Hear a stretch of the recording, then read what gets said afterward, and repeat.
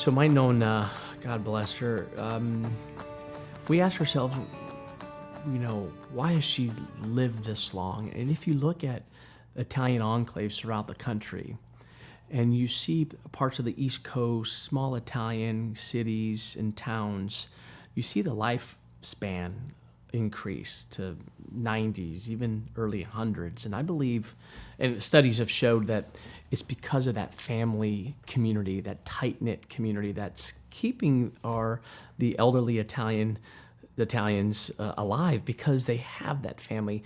And my nonna, will be turning 98 this year, has been blessed with grandchildren and great-grandchildren. In fact, she just welcomed her 67th great-grandchild. And I guess baby Luca, it's her great-grandchild.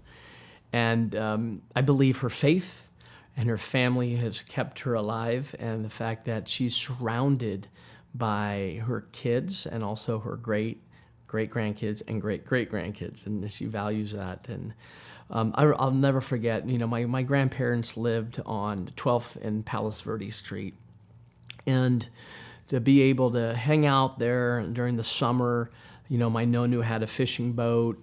We would hang out there with my cousins. We would hang out.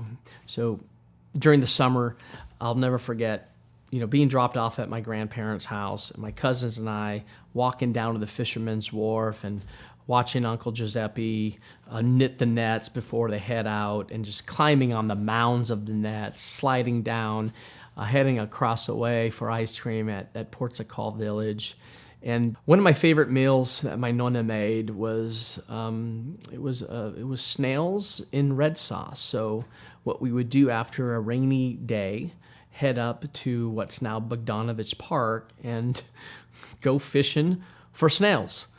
And from there on, my nonu would beef them up with some pasta and really dried pasta. Beef them up for a couple days, and then put them in the sauce and pan, and we'd be feasting on snails. And something that I value as an Italian and a kid growing up in town. That I was a big snail fan.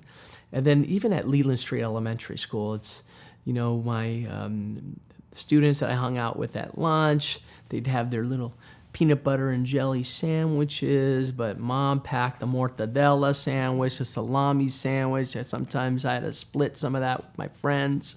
And but I never brought snails to school, I can tell you that.